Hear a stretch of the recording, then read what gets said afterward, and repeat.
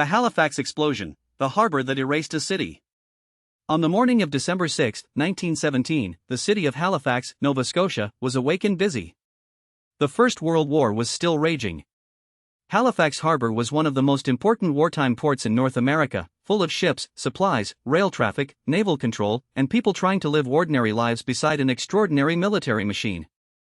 Then two vessels met in a narrow part of the harbor called the Narrows. One was the Norwegian ship Imo. The other was the French cargo ship Mont Blanc. On paper, this was a collision between ships. In reality, it was a collision between a city and a floating bomb. The Mont Blanc was carrying an enormous load of explosives for the war effort: TNT, picric acid, guncan, and barrels of benzol, a highly flammable fuel.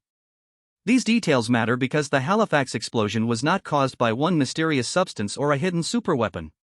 It was caused by known materials, in dangerous quantity, in the wrong place, at the worst possible moment. After the collision, the Mont Blanc caught fire. The crew knew what was aboard an abandoned ship. But many people on shore did not understand the danger. To them, it looked like a dramatic harbor accident: smoke, flames, a damaged ship drifting closer to the waterfront.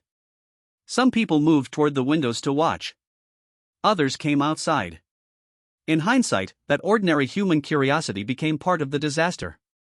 At about 9:04 in the morning, the Mont Blanc exploded.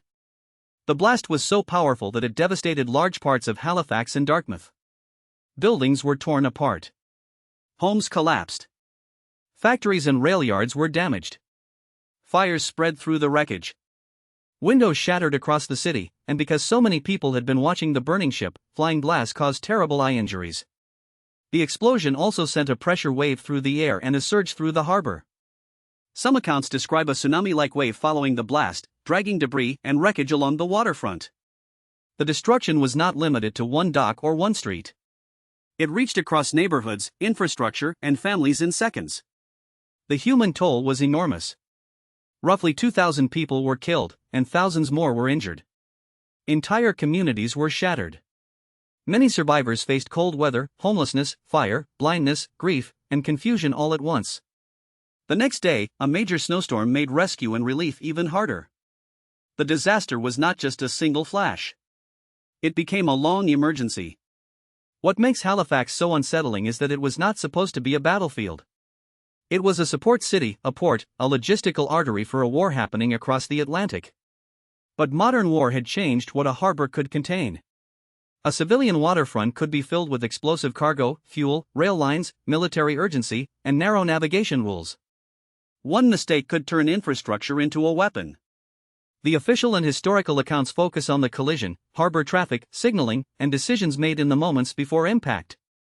It is easy to search for one villain or one simple cause, but the disaster is better understood as a chain. Wartime pressure filled the port. Explosive cargo moved through crowded waters. Ships maneuvered in confined space. Communication failed. A fire began. People did not know to run from the windows. Then chemistry finished the chain. The Mont Blanc's cargo explains the scale. TNT and picric acid are high explosives. Guncan is an explosive form of nitrocellulose. Benzol helped the fire spread and burn fiercely. Once the fire reached the explosive materials, the energy release was catastrophic. For people nearby, there was no time to understand the physics. There was only light, pressure, sound, collapse, and aftermath. The blast was often described as the largest human-made explosion before the atomic bomb. That phrase is dramatic, but it should be used carefully. Historical rankings can vary depending on definitions and later industrial disasters. The safer claim is that Halifax was among the most powerful non-nuclear explosions in history and one of the deadliest disasters ever to strike Canada. Even with cautious wording, the scale remains hard to process. Survivor stories are filled with strange details that make the event feel almost unreal. People remembered being thrown across rooms. Children were separated from parents. Stoves overturned and started fires. Glass became shrapnel. The waterfront changed shape. The shock was so intense that even those who survived physically often lived with trauma, disability, and memory for decades. Relief came quickly from many places, including a famous response from Boston. Massachusetts sent aid after the explosion, and Halifax later began sending an annual Christmas tree to Boston as a symbol of gratitude. That tradition is one of the softer echoes of a brutal event, a disaster so violent that it created a lasting ritual of thanks.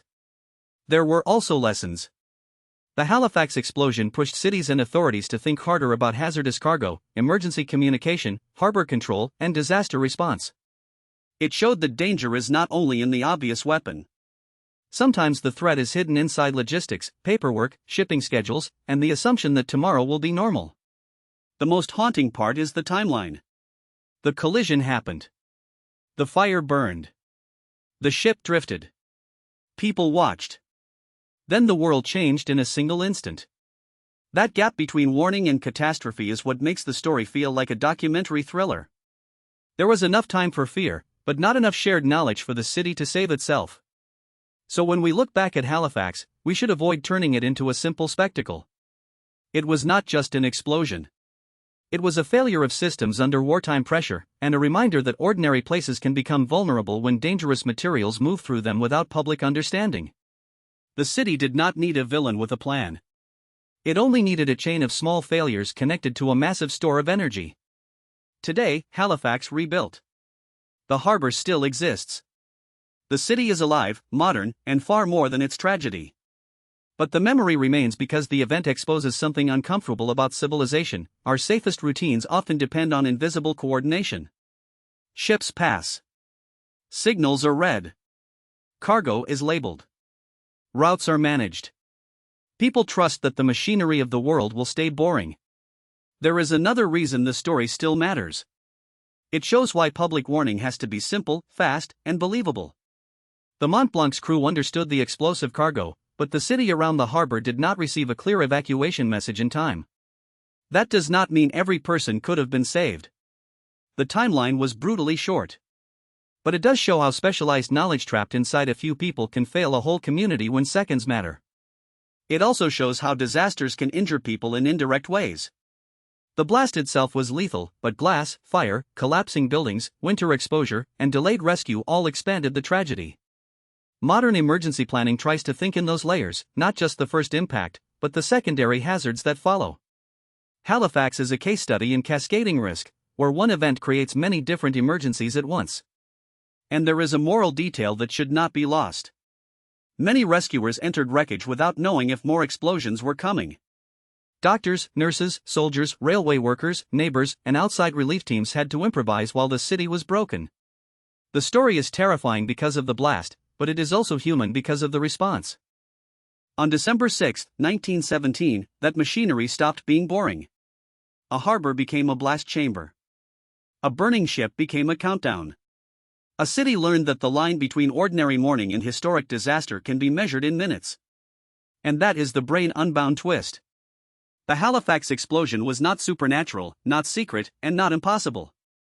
It was real materials, real ships, real people, and a real chain reaction of human systems. The terrifying part is that almost every piece of the story looked normal until it was too late.